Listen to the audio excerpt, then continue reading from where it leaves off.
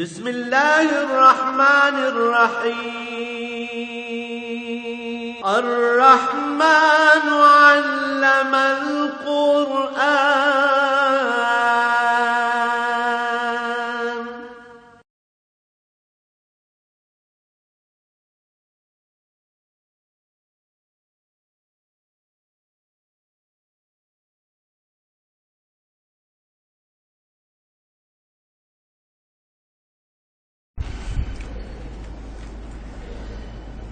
سارے مرد ہی لکھتے ہیں، ہوتا دکھتا رہے.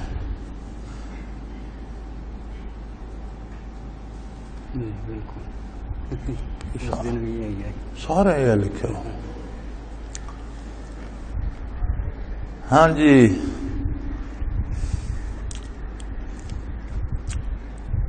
نظیر صاحب اجازت ہے؟ اجازت ہے؟ گواہ کون ہے؟ بچی سے اجازت لیے. اچھا. بیٹے محمد عبدالرحیم خلیل، کرنل محمد ابراہیم خلیل صاحب کے صاحبزادے، ولی کی اجازت اور گواہوں کی شہادت سے حاضرین محفل کے روبرو فرح احمد نذیر احمد صاحب کی صاحبزادی بعوض 13 تولے سونا زیور، جس کی مالیت 7 لاکھ روپے ہے اور جو ادا کر دیا گیا ہے شرعی طریقے سے، میں نے آپ کے نکاح میں دی. آپ شرعی طریقے سے قبول فرماتے ہیں؟ الحمدللہ نحمدہ ونستعینہ ونستغفرہ ونؤمن بہ ونتوکل علیہ نعوذ باللہ من شرور انفسنا ومن سیئات اعمالنا من یہدہ اللہ فلا مضل لہ ومن یضلل فلا ہادی لہ ونشهد أن لا إله إلا الله وحده لا شريك له ونشهد أن سيدنا ومولانا محمدا عبده ورسوله. أما بعد فأعوذ بالله من الشيطان الرجيم. بسم الله الرحمن الرحيم. يا أيها الناس اتقوا ربكم الذي خلقكم والذين من قبلكم لعلكم تتقون الذي جعل لكم خلق لكم من نفس واحدة وخلق منها زوجها وبث منهما رجالا كثيرا ونساء واتقوا الله الذي تساءلون به والأرحام. وقال الله تبارك وتعالى في مقام آخر فانكحوا ما طاب لكم من النساء مثنى وثلاث ورباع وإن خفتم ألا تعدلوا فواحدة أو ما ملكت أيمانكم. فقال النبي صلى الله عليه وسلم النكاح من سنتي فمن رغب عن سنتي فليس مني. وصلى الله تعالى على حبيبه محمد وآله وصحبه آمين برحمتك يا ارحم. الحمدللہ رب العالمین والصلاة والسلام علی حبیبہ محمد وآلہ وصحبہ آمین. اللہم ارزقہما من برکاتہ، اللہم ارزقہما من برکاتہ، اللہم ارزقہما من برکاتہ واجعلہما خیرا. اللہم الف بین قلوبہما کما الفت بین ابراہیم وآدم وحوا. اللہم الف بین قلوبہما الف بین ابراہیم وسارۃ. اللہم الف بین قلوبہما محمد رسول اللہ محمد الرسول اللہ صلی اللہ علیہ وسلم عائشۃ صدیقۃ رضی اللہ تعالی عنہا. صلی اللہ تعالی علی حبیبہ محمد وآلہ وصحبہ برحمتک یا ارحم.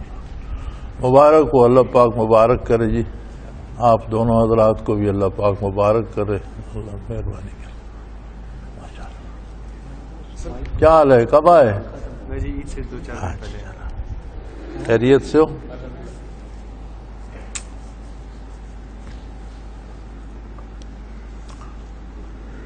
اظہر بیٹھے نا؟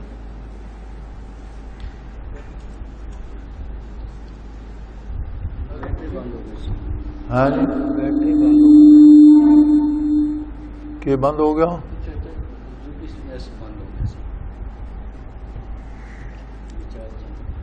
اظہر میاں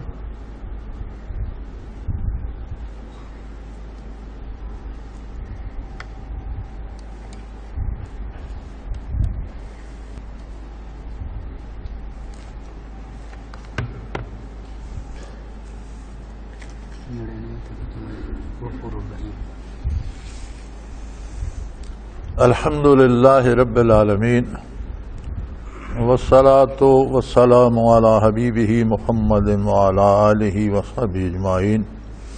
اعوذ باللہ من الشیطان الرجیم. بسم اللہ الرحمن الرحیم. والسابقون الأولون من المهاجرين والأنصار والذين اتبعوهم بإحسان رضي الله عنهم ورضوا عنه وأعد لهم جنات تجري تحتها الأنهار خالدين فيها أبدا ذلك الفوز العظيم. زیادہ اونچا نہیں. وممن حولكم من الأعراب منافقون من أهل المدينة مرضوا على النفاق لا تعلمهم نحن نعلمهم سنعذبهم مرتين ثم يردون إلى عذاب عظيم. وآخرون اعترفوا بذنوبهم خلطوا عملا صالحا وآخر سيئا عسى الله أن يتوب عليهم إن الله غفور رحيم. اللهم سبحانك لا علم لنا إلا ما علمتنا إنك أنت العليم الحكيم. مولاي صل وسلم دائما أبدا على حبيبك خير الخلق كلهم.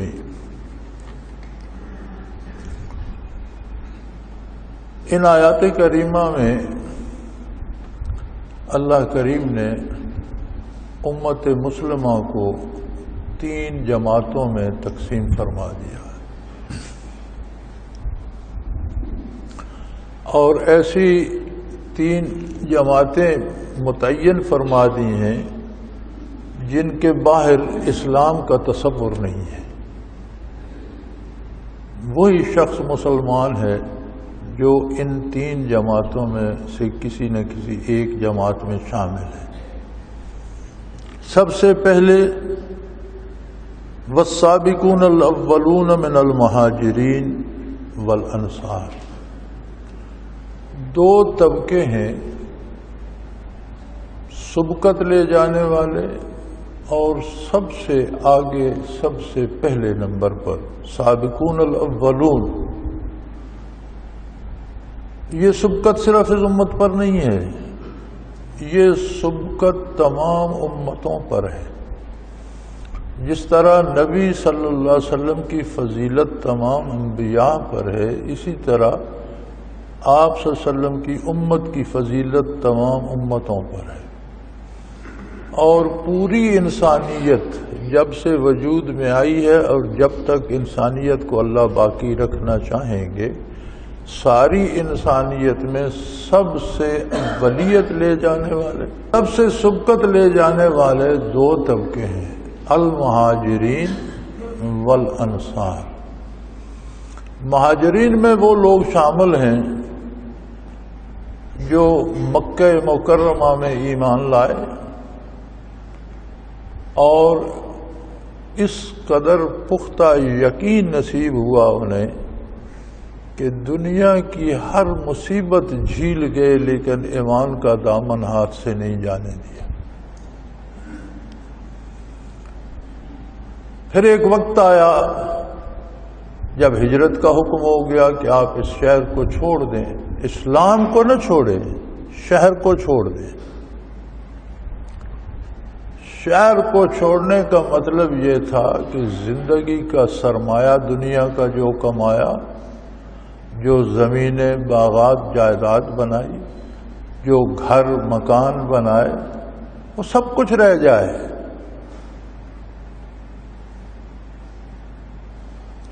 شاید آج کے مسلمان ہم اس بات کو نہ سمجھ سکیں کہ آج ہم اسلام کو بھی دنیا کے حصول کا ذریعہ بنائے ہوئے ہیں، کوئی مولوی بن کر، کوئی پیر بن کر، کوئی وظیفے پڑھ کر.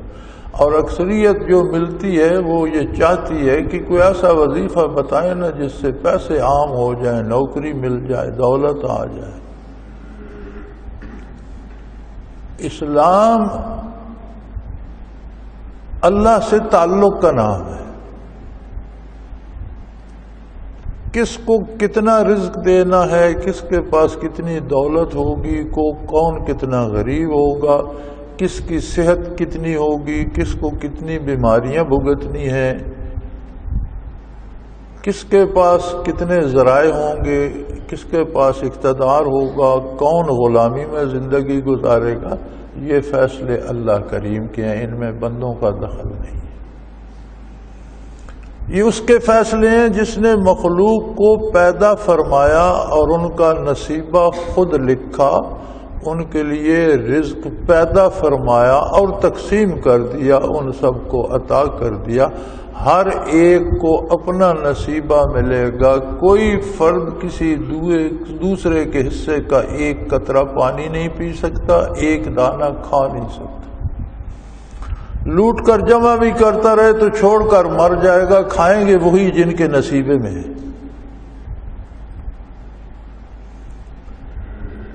اسلام نام ہے بندے کے اللہ سے تعلق کا، اللہ کو الہ، معبود، خالق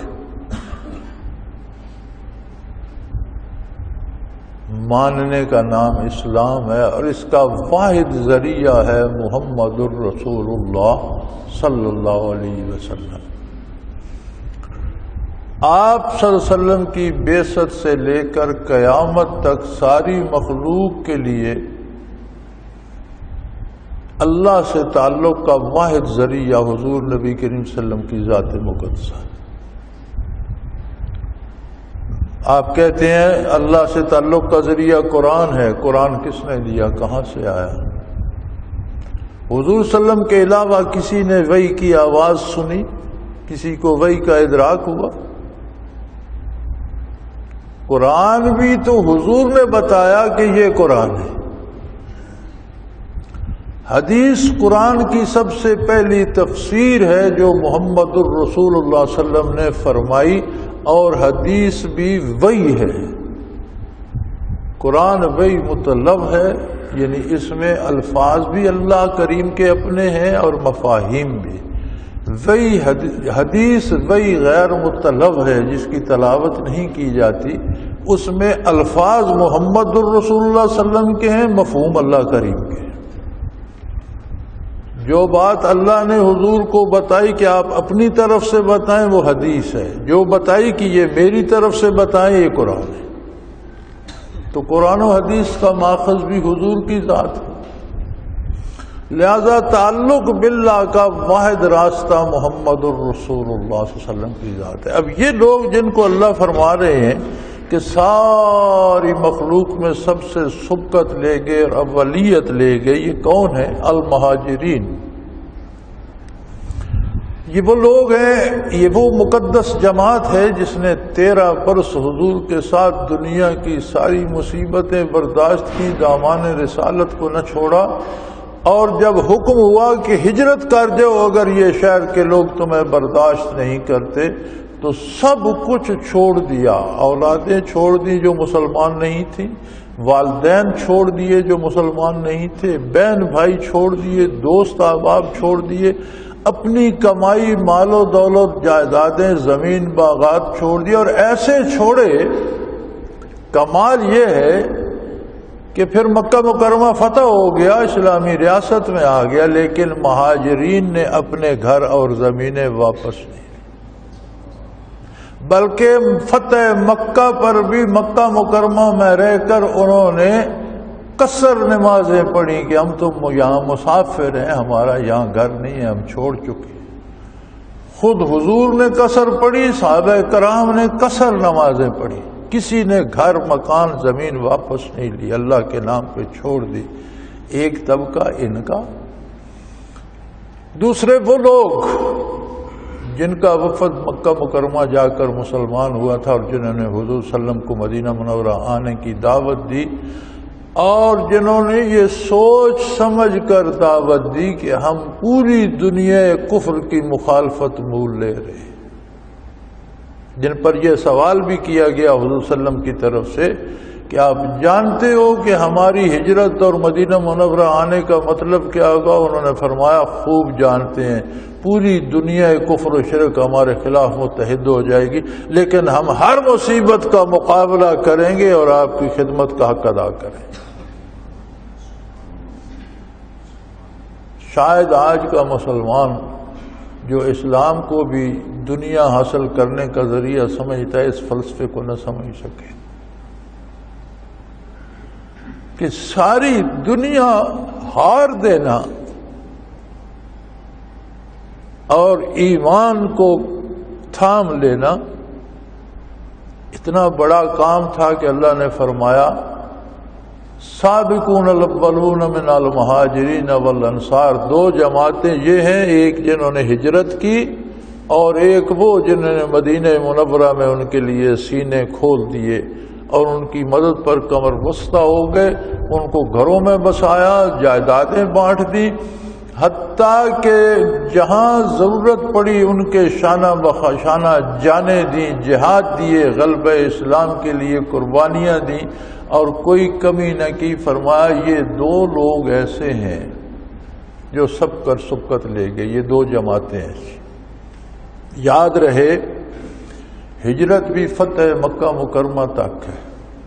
آپ صلی اللہ علیہ وسلم کا ارشاد ہے لا ہجرت بعد الفتح، جب ہجرت ہی ختم ہو گئی تو نصرت بھی ختم ہو گئی۔ انصار بھی وہی طبقہ ہے جس نے مہاجرین کی مدد کی، اور مہاجر وہ ہیں جو فتح مکہ سے پہلے گھر بار چھوڑ کر مدینہ منورہ آ گئے۔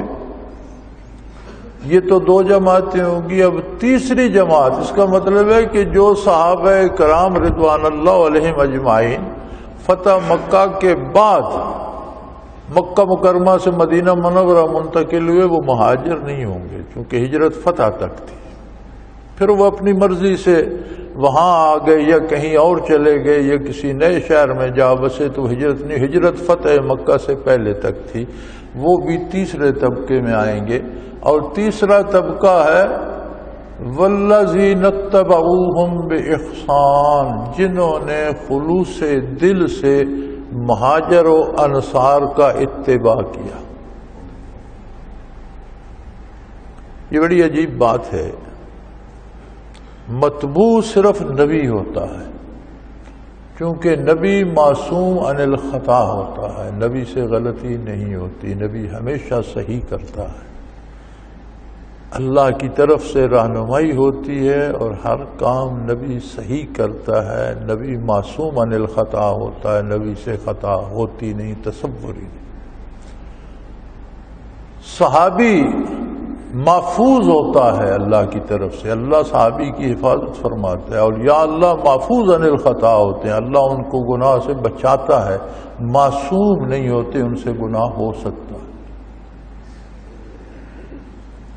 لیکن یہ تو صحابی ہیں، مہاجر بھی انصار بھی، اور اللہ کریم فرما رہے جو خلوص دل سے ان کا اتباع کر لے رضی اللہ عنہ و رضوا عنہ، اللہ اس سے راضی ہوگا اور اتنا دے گا کہ اس کے پاس مانگنے کو کچھ نہیں رہے گا، اللہ سے راضی ہو جائے گا، کہہ دے گا مجھے اللہ میرے پاس مانگنے کو کچھ نہیں ہے، تو نے مجھے اتنا دے دیا۔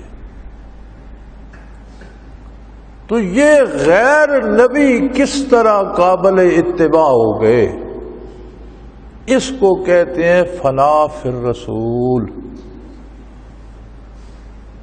یہ جو صوفیاء فنا فی الرسول کا مراقبہ کراتے ہیں، اس کا حاصل یہ ہوتا ہے کہ اپنی مرضی، اپنا ارادہ ختم ہو جائے، بندے کی ذات حضور کی اطاعت میں فنا ہو جائے، ہر کام میں یہ دیکھے کہ اس میں حضور اکرم صلی اللہ علیہ وسلم کا حکم کیا ہے، بات ختم۔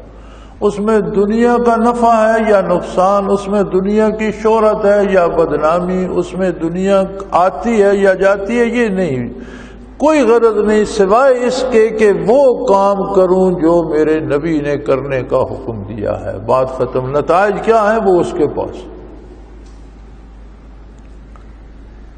تو یہ اس قدر سابقون الاولون مہاجرین و انصار، یہ دو جماعتیں اس قدر فنا فی الرسول تھیں کہ انہوں نے کبھی خلاف منشاء پیغمبر سوچا بھی نہیں،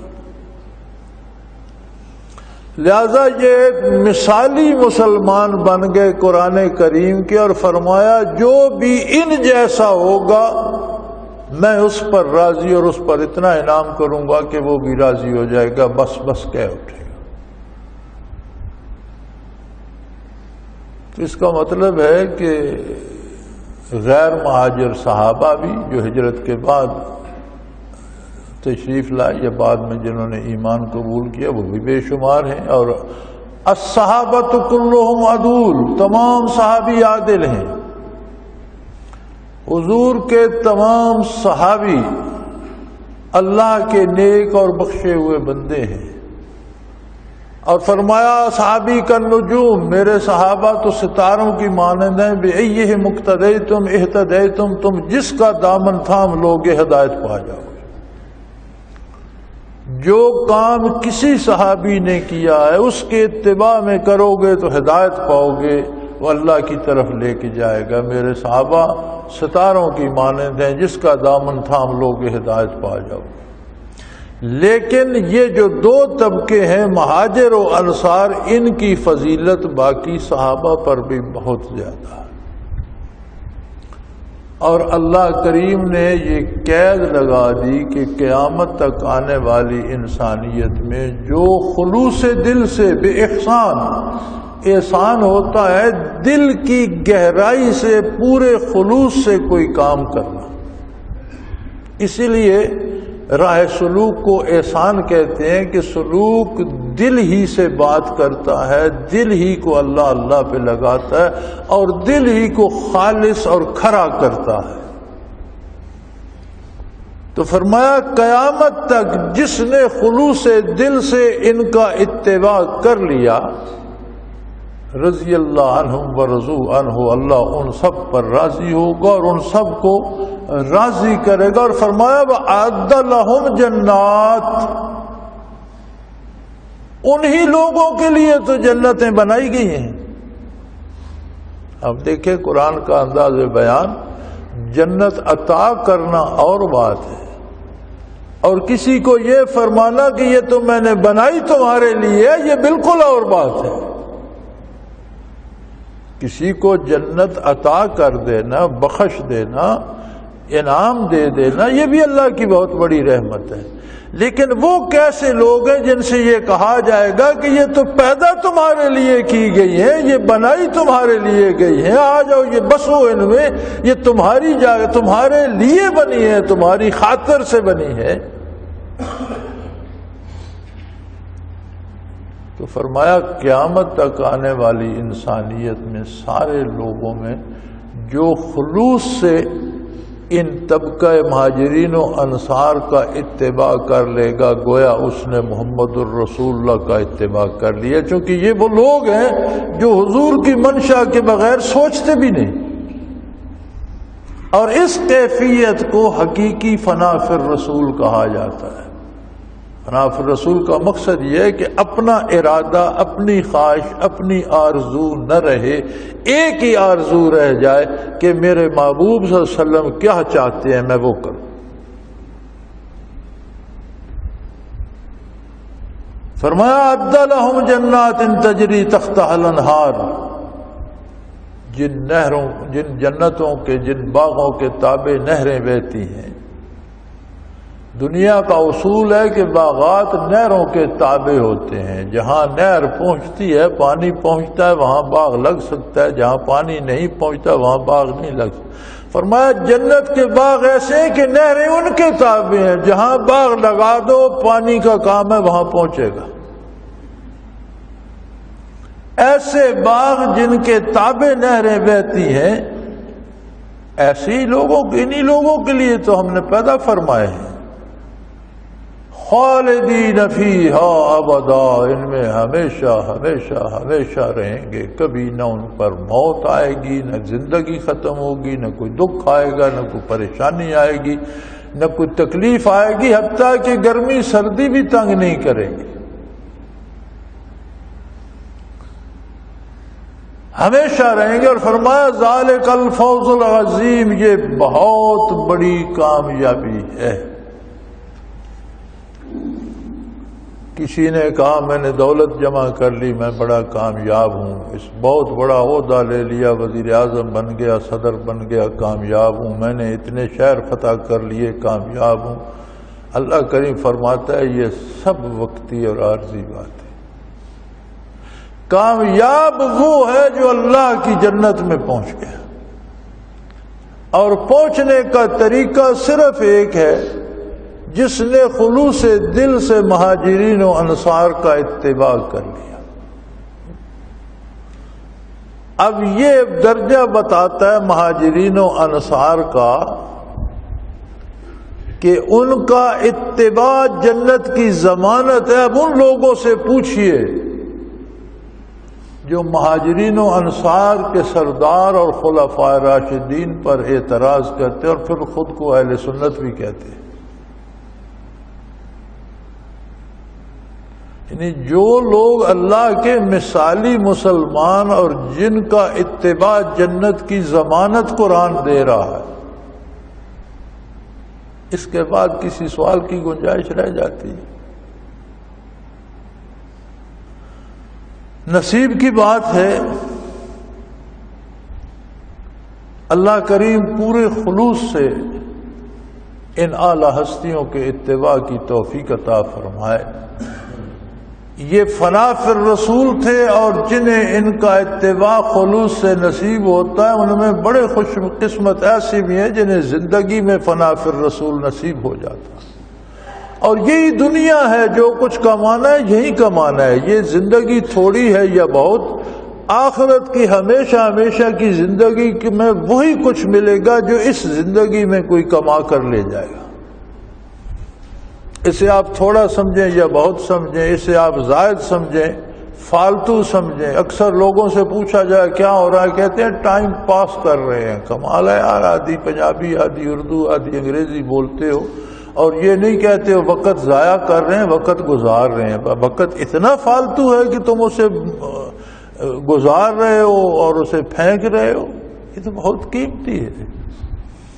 اس کا ایک ایک لمحہ قیمتی ہے اور حق یہ بنتا ہے کہ کوئی لمحہ اللہ کے نام سے خالی نہ جائے، نبی کے درود سے خالی نہ جائے. یا اللہ اللہ کر رہے ہو یا نبی سلام پر درود پڑھ رہے ہو یا عملاً جو کام کر رہے ہو وہ حضور کے اتباع میں اللہ کی اطاعت میں ہوگا. تو فرمایا جس نے مہاجرین و انصار کی اطاعت کی اس نے میرے حبیب کی اطاعت کی، اور جس نے میرے حبیب کی اطاعت کی اس نے میری اطاعت کی. اس سے باہر نکل کر کوئی اللہ کی اطاعت کا دعویٰ کرے تو وہ غلط ہوگا. یہ حد متعین کر دی گئی کہ اطاعت الہی وہ کرتا ہے جو نبی صلی اللہ علیہ وسلم کی اطاعت کرتا ہے، اور نبی صلی اللہ علیہ وسلم کا اطاعت گزار وہ ہے جو مہاجرین و انصار کی خلوص دل سے اطاعت کرتا ہے. یہ راستہ متعین ہو گیا، اب اس میں دائیں بائیں جانے کی گنجائش نہیں ہے. فرمایا یوں تو اپنے اپنے نصیب کی بات ہے. ایک دفعہ نبی صلی اللہ علیہ وسلم پر کسی نے عرض کیا یا رسول اللہ صلی اللہ علیہ وسلم، آپ کو امت کے کون سے لوگ زیادہ محبوب اور پسند ہیں؟ آپ نے فرمایا میری امت کے آخر میں بھی بہت دیر بعد بھی میرے بعد بھی بہت سے لوگ آئیں گے جو مجھے بڑے محبوب ہیں. عرض کی کہ یا رسول اللہ یہ جو خدام آپ کے سامنے ہیں صحابہ کرام ہیں جن کی فضیلت اللہ نے قرآن میں بھی بیان کی، جنہوں نے ہجرتیں کی، نصرت کی. فرمایا بے شک بہت عزیز ہیں، بہت بڑا مقام ہے ان کا، اللہ نے بہت بڑا مقام بخشا. لیکن ایک بات ہے، انہوں نے مجھے دیکھا بھی، میرے ارشادات بھی سنے. مجھے وہ لوگ بھی بڑے محبوب ہیں جو صدیوں بعد ہوں گے جنہوں نے مجھے دیکھا نہیں ہوگا، براہ راست میرا خطاب نہیں سنا ہوگا، لیکن وہ میری بات پہ جانیں دے دیں گے، میری ذات پہ قربان ہو جائیں گے اور مجھ سے محبت کا حق ادا کر دیں گے. مجھے وہ بھی بڑے محبوب.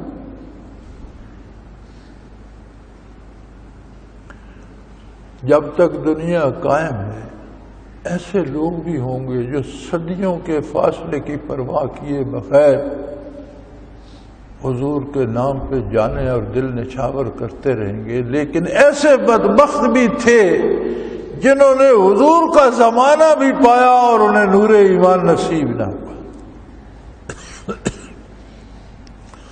ایسے بے نصیب بھی تھے جنہوں نے ظاہراً اسلام کا دعویٰ کر دیا اور ان کے دل مسلمان نہ ہوئے.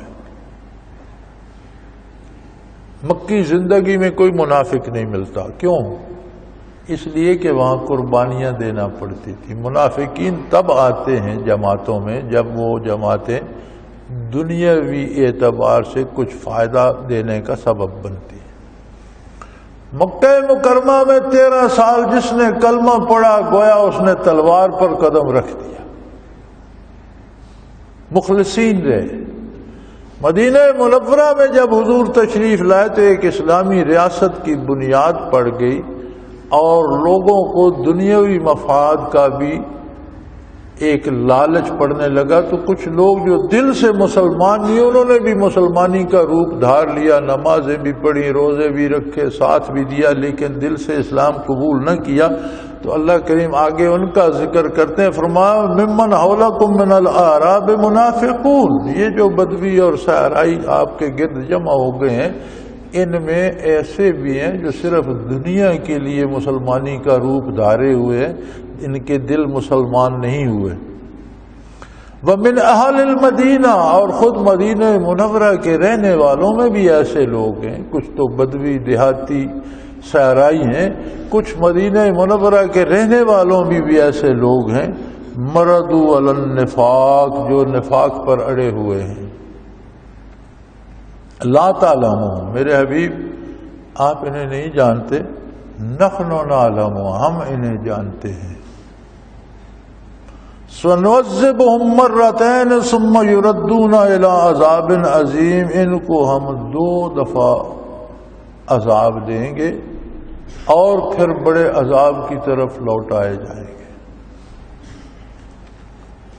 چنانچہ حضور اکرم صلی اللہ علیہ وسلم کو منع کر دیا گیا کہ ان منافقین کے نہ آپ جنازے پڑھیں نہ ان کی قبر پر تشریف لے جائیں۔ تو جب یہ حکم نازل ہوا تو یقینی طور پر پھر حضور کو یہ بھی بتا دیا گیا کہ کون کون ایسے لوگ ہیں جن کا آپ نے جنازہ نہیں پڑھنا اور جن کی قبر پر نہیں جانا۔ تو منافقین کا علم بھی حضور کو ہو گیا، اور جب حضور کسی کے جنازے میں تشریف نہ لے گئے، انکار کر دیا، اس کی قبر پر نہ گئے، تو پھر باقی سارے لوگوں کو بھی پتہ چل گیا کہ یہ منافق تھا۔ حضور کا تشریف نہ لے جانا اور قرآن کا روک دینا کہ ان منافقین کا آپ نہ جنازہ پڑھیں گے نہ ان کی قبر پر جائیں گے، تو حضور کا تشریف نہ لے جانا بھی اس اظہار کا سبب بن گیا کہ یہ منافق ہے۔ تو فرمایا منافقین کو ہم 2 دفعہ عذاب دیں گے، 2 عذاب دیں گے۔ ایک تو جس دنیا کی امید میں انہوں نے نفاق اختیار کیا اس دنیا کے حصول سے محروم رہیں گے اور حسرتیں لیے مر جائیں گے، دوسرا ان کا نفاق ظاہر ہو جائے گا اور بدنام ہوں گے زمانے میں۔ 2 عذاب تو انہیں دنیا میں ہوں گے، ثم یردون الی عذاب عظیم، پھر جب موت آئے گی تو بہت بڑے عذاب کی طرف لوٹا دیے جائیں گے۔ پھر برزخ کا عذاب شروع ہو جائے گا، وہ ختم ہوگا تو قیامت قائم ہوگی، پھر آخرت کا عذاب شروع ہو جائے گا۔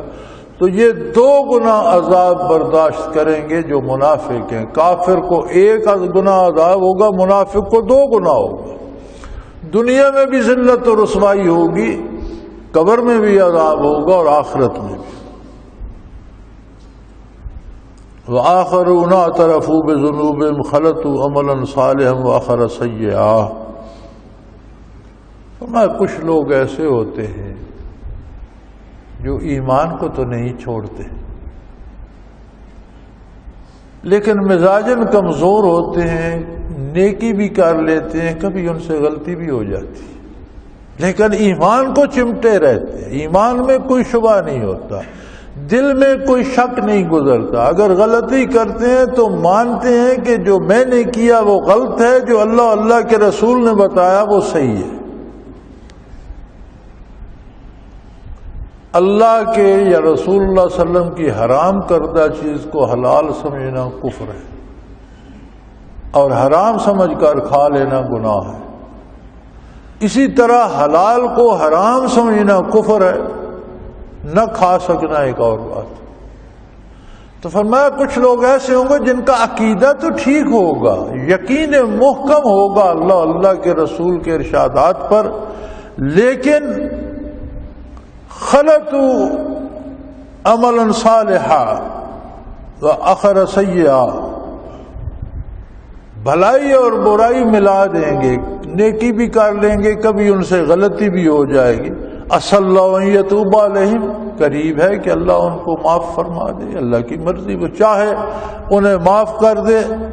ان اللہ غفور الرحیم، کہ اللہ بہت بڑا بخشنے والا اور رحم کرنے۔ سبحان اللہ، گناہ گاروں کی بخشش کا بھی ایک دروازہ کھلا رہنے دیا کہ عملاً غلطی ہو جاتی ہے، نیکی بھی کر لیتے ہیں، کبھی نماز پڑھ لیتے ہیں اور کبھی جھوٹ بول جاتے ہیں، لیکن انہیں پتہ ہوتا ہے، ان کا یقین ہوتا ہے کہ جو میں نے جھوٹ بولا یہ میں نے غلط کیا۔ یہ نہیں کہ اس کے لیے جواز تلاش نہیں کرتے، برائی اگر غلطی ہو جائے تو غلطی سے توبہ کرتے ہیں، اس کے لیے جواز تلاش نہیں کرتے۔ فرمایا ایسے گناہ گاروں کو بھی اگر میں بخش دوں تو میری رحمت بہت وسیع ہے، انہیں میری رحمت سے نا امید نہیں ہونا چاہیے۔ عسیٰ یتوب علیہم، قریب ہے کہ اللہ ان پر مہربانی فرمائے، توجہ فرمائے، ان کی توبہ قبول فرما لے۔ ان اللہ غفور الرحیم، بے شک اللہ بہت بڑے بخشنے والے اور بہت رحم والے۔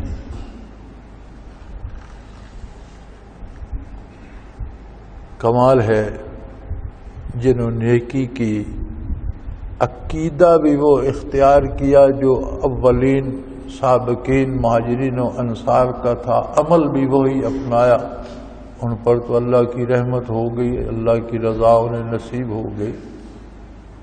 لیکن جو کمزور تھے، لیکن یاد رہے عمل کی کمزوری قابل بخشش ہے، ایمان کی کمزوری قابل بخشش نہیں ہے۔ فرمایا وآخرون لا اعترفوا بذنوبہم، یہ وہ لوگ ہیں جن سے غلطی ہوتی ہے تو غلطی کو غلطی مانتے ہیں اور کہتے ہیں حق وہ ہے جو اللہ کے رسول نے فرمایا، جو میں نے کیا یہ غلطی ہے۔ گناہ کو گناہ سمجھتے ہیں، اور جو بندہ گناہ کو گناہ سمجھتا ہے پھر وہ اسے بار بار نہیں کرتا، اس سے بچنے کی کوشش کرتا ہے۔ جب گناہ کے لیے ہم جواز پیدا کر لیتے ہیں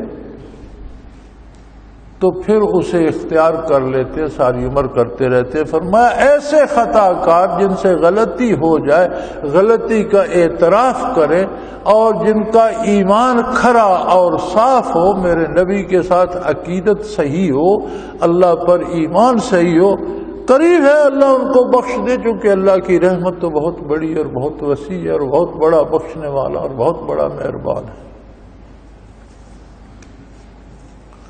پھر ایک اور طریقہ بتایا، انسان کو دنیا کی محبت مار جاتی، دنیا کی سہولتوں کی محبت مار جاتی، اقتدار کی محبت مار جاتی۔ اب اقتدار کے لیے دنیا کی سہولتیں حاصل کرنے، ان سب کی بنیاد ہے سرمایہ۔ ایک عام آدمی ہمارے سامنے ہوتا ہے، کاروبار کرتا ہے، سیاست میں دلچسپی نہیں لیتا، لیکن جب اس کے پاس کروڑوں آ جاتے ہیں تو اگلے الیکشن میں کھڑا ہو جاتا ہے۔ کبھی کسی غریب نے چھلانگ لگائی؟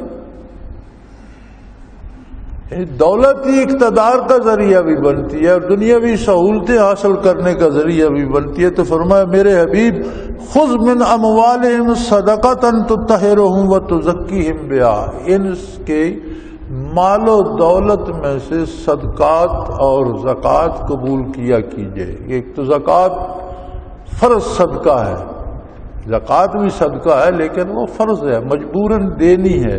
اس کے علاوہ صدقات نافلہ بھی، اللہ کی رضا کے لیے بھی مال خرچ کیا جائے، غریبوں کی مدد کی جائے، بیماروں کو دوا کے لیے دیا جائے، اڑوس پڑوس رہنے والوں کی ضروریات پوری کی جائے۔ اور نبی کریم صلی اللہ علیہ وسلم کو فرمایا کہ آپ ان سے صدقات قبول فرمائیں۔ اس کا مطلب ہے کہ جو ذمہ دار ہو، حکومت ذمہ دار ہے، حکومت کو چاہیے کہ زکوٰۃ صدقات جمع کر کے ان کو صحیح مصارف پہ خرچ کرے۔ یہی طریقہ مسنون ہے اور یہی طریقہ عہد رسالت، عہد خلفاء راشدین میں تھا۔ اور فرمایا یہ مال دینے سے انہیں تزکیہ، پاکیزگی نصیب ہوگی۔ بھئی مال کا تزکیہ تو سمجھ آتا ہے کہ زکوٰۃ دی، صدقات دیے، مال پاک ہو گیا. فرمایا مال پاک ہوگا دل بھی پاک ہوگا، کہ دل بھی مال کی محبت میں آلودہ ہوتا ہے. جب آپ اپنے ہاتھوں سے مال اللہ کی راہ میں خرچ کریں گے، رسول اللہ صلی اللہ علیہ وسلم کی خدمت میں پیش کریں گے، تو مال بھی پاک ہوگا اور دل بھی پاک ہوگا. وصلی علیہ، میں میرے حبیب جو آپ کی خدمت میں مال پیش کریں ان کے حق میں دعا بھی فرمائیں. تو یہیں سے پتہ چلتا ہے کہ مشائخ جو ذمہ دار ہوتے ہیں دینی امور کے، ان کو مال بھی ان کی خدمت میں پیش کیا جائے، اور ان کا حق بنتا ہے کہ اس کے لیے دعا بھی کریں. یہ دونوں نسخے قرآن نے بتائے. شیخ کو یہ نہیں چاہیے کہ وہ مریدوں سے مال کی امید رکھے، اسے کوئی دے یا نہ دے، کوئی امیر ہو یا غریب ہو، اس کا کام ہے کہ سب کی تربیت یکساں طور پر کرے. لیکن مریدوں کو چاہیے کہ وہ اس کی ضروریات کا احساس رکھے. اسے معاوضہ نہیں چاہیے. اگر اسے دنیا چاہیے تو پھر وہ شیخ نہیں ہے، وہ اس منصب کے لائق نہیں ہے. اور دعا، اللہ کے نیک بندوں کی دعا اپنا ایک اثر رکھتی ہے، اس لیے کہ اللہ کریم اپنے نبی صلی اللہ علیہ وسلم کو حکم دے رہے ہیں کہ ان کا مال قبول فرمائیے، اور اس سے انہیں تزکیہ ملے گا، ان کے دل بھی پاک ہوں گے، مال بھی پاک ہوگا. وصلی علیہم، پھر آپ ان کے لیے دعا بھی فرمائیے. ان صلاتک سکن لہم، اے میرے حبیب تیری دعا ہی تو ان کو سکون بخشے گی. سکون تب آتا ہے جب مقصود حاصل ہو جائے، جو چیز ہم پانا چاہتے ہیں وہ مل جائے تو سکون آ جاتا ہے. جو طالب حق ہو اسے وصال حق ہو جائے تب اسے سکون آئے گا. تو فرمایا آپ کی خدمت میں مال پیش کریں گے، ان کا تزکیہ ہوگا، مال کا بھی دل کا بھی. دل سے مال کی محبت نکلے گی، اللہ کی محبت آئے گی. پھر آپ ان کے حق میں دعا فرمائیں گے، توجہ فرمائیں گے، تو آپ کی دعا ان کے لیے سکون کا سبب بن جائے گی.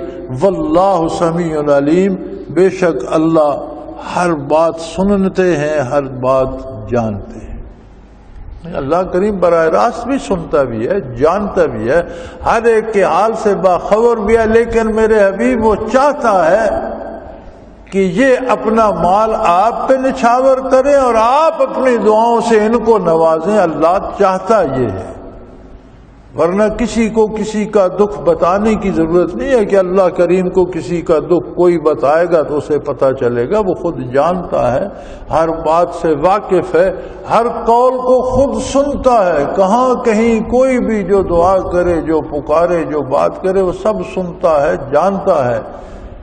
لیکن ذرائع اور اسباب اس نے خود پیدا فرمائے ہیں. تو گویا نبی کریم صلی اللہ علیہ وسلم کی خدمت میں مال پیش کرنا، آپ کا قبول فرمانا اور آپ کا دعا فرمانا، فرمایا یہ سب سے مضبوط سبب بن جاتا ہے حصول رحمت الہی کا.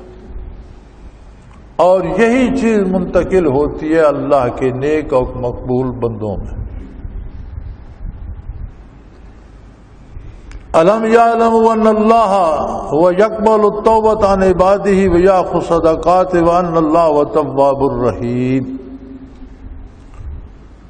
فرمایا کیا یہ لوگ اتنی سی بات نہیں جانتے کہ بے شک اللہ ہی توبہ قبول فرماتے ہیں. ہر ایک کی توبہ بھی الگ ہوتی ہے، ہر ایک کا جرم بھی الگ ہوتا ہے. ایک جاہل گوار گناہ کرتا ہے تو جرم ہوتا ہے. ایک عالم اور ولی اللہ نماز میں سجدے میں کوئی اور خیال آ جاتا ہے تو جرم بن جاتا ہے. جیسی کسی کی حیثیت ہوتی ہے اس کے مطابق بعض وقت میں عبادت جرم بن، سجدہ کر رہا ہے خیال کہیں اور چلا گیا، اللہ فرمائیں گے سجدہ مجھے کر رہا ہے، سوچ کسی اور کو رہا ہے. تو نیک قریبیاں را بیش بابد حیرانیاں، جو جتنے قریب ہوتے ہیں ان کا معاملہ اتنا نازک ہوتا جاتا ہے۔ تو یہ اس بات کو نہیں جانتے کہ اللہ ہی توبہ قبول کرتا ہے، لہذا ہر وقت توبہ کرنی چاہیے۔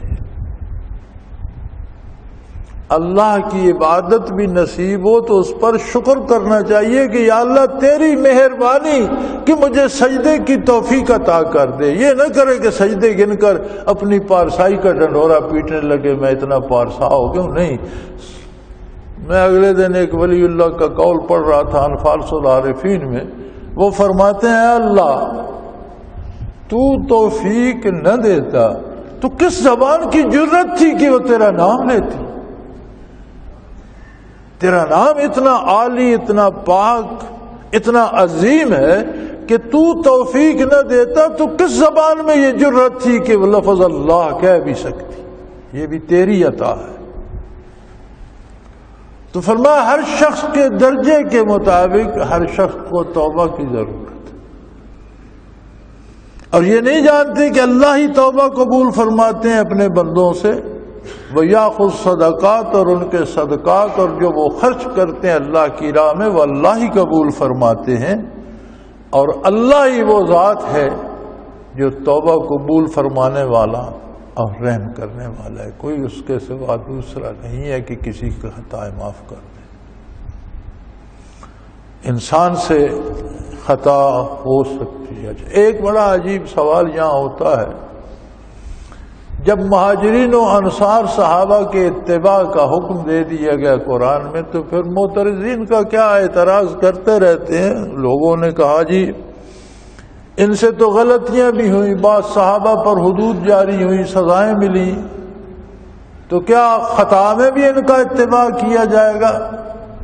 وہ لوگ یہ بھول جاتے ہیں کہ صحابہ سے خطائیں تو ہوئیں، اس میں تو شک نہیں، لیکن ان کی توبہ بھی مثالی تھی۔ بحثیت انسان غلطی ہو گئی، کوئی دیکھنے والا نہیں تھا، انہوں نے خود جا کر بارگاہ رسالت میں اقرار کیا، یا رسول اللہ مجھ سے یہ غلطی ہو گئی ہے۔ فرمایا پھر سوچ لو، بعض ایسے صحابہ ملتے ہیں کہ حضور کے سامنے جا کر عرض کی، حضور نے رخ انور پھیر لیا، پھر دوسری طرف سے جا کر عرض کی، حضور نے پھر رخ انور پھیر لیا، پھر اس طرف سے جا کر حضور نے پھر رخ انور پھیر لیا، پھر جا کر حضور نے فرمایا جب اللہ نے تیرا گناہ ظاہر نہیں کیا تو کیوں ظاہر کرتا ہے؟ یا رسول اللہ میں اللہ کے سامنے اس گناہ کو لے کر نہیں جا سکتا، مجھ پر یہاں حد جاری فرمائی جائے، میری تطہیر کر دی جائے، میں اللہ کے سامنے شرمندہ ہونے سے بچ جاؤں۔ تو میرے بھائی جنہیں یہ اعتراض ہے کہ ان سے خطائیں ہوئیں، وہ ان کی توبہ کو پڑھیں اور ان کی توبہ میں ان کی تقلید کریں، کہ ان کی توبہ بھی مثالی ہے۔ تاریخ میں نہیں ملتی یہ باتیں جو ان لوگوں نے کی اور بارگاہ رسالت میں اپنے آپ کو پورے خلوص سے پیش فرمایا۔ اللہ کریم ہمیں مہاجرین و انصار کا اتباع خلوص دل سے نصیب فرمائے۔ وآخر دعوانا ان الحمد للہ رب العالمین۔ اللہ اللہ اللہ اللہ اللہ اللہ اللہ اللہ۔ حضرت امیر محمد اکرم آبان مد ذلہ العالی دارالعرفان منارہ ضلع چکوال میں سالہ سال سے قرآن و حدیث کے اوپر خطابات کر رہے ہیں اور سلسلہ نقشبندیہ اویسیہ کے مطابق لوگوں کو ذکر الہی کی تربیت دے رہے ہیں۔ وہ قرآن پاک کی تفسیر ترتیب وار بیان کر رہے ہیں۔ تفسیر قرآن کو وہ موجودہ ملکی اور بین الاقوامی حالات کے مطابق بیان کرتے ہیں۔ موٹر وے سے کلر کہار کے انٹرچینج سے نکلتے ہوئے کلر کہار کی جھیل سے ہوتے ہوئے میانی، بوچھال اور نور پور سے گزرتے ہوئے دارالعرفان منارہ پہنچ سکتے ہیں۔ حضرت امیر محمد اکرم آبان نے بچیوں اور بچوں کی دینی اور دنیاوی تعلیم کے لیے سقارہ اکیڈمی کے نام سے ایک درسگاہ بھی قائم کی ہے، جس کا افتتاح ملک پاکستان کے صدر جنرل محمد ضیاء الحق نے اپنے دست مبارک سے کیا تھا۔ وہ تمام احباب جو اسلام کی طلب رکھتے ہیں ان سے گزارش ہے کہ دارالعرفان منارہ ضلع چکوال میں امیر محمد اکرم آبان صاحب کے خطابات سے مستفید ہوں۔ وہ ہر جمعے کو نماز سے پہلے بیان فرماتے ہیں۔ ہر ماہ کی پہلی اتوار کو ماہانہ اجتماع ہوتا ہے جس میں آپ خصوصی خطاب فرماتے ہیں اور پاکستان کے چاروں صوبوں سے احباب اس اجتماع میں شرکت کرتے ہیں۔ اس کے علاوہ یہاں سال میں 2 مرکزی اجتماعات بھی ہوتے ہیں، ایک رمضان المبارک میں اعتکاف کا اجتماع اور دوسرا جولائی اور اگست میں 40 دن کا اجتماع ہوتا ہے جس میں روحانی تربیت کی جاتی ہے۔ اپنا خون سیماب دے کر اتنا ہم کر جائیں گے، نام آقا کا چمن میں پھر رقم کر جائیں گے۔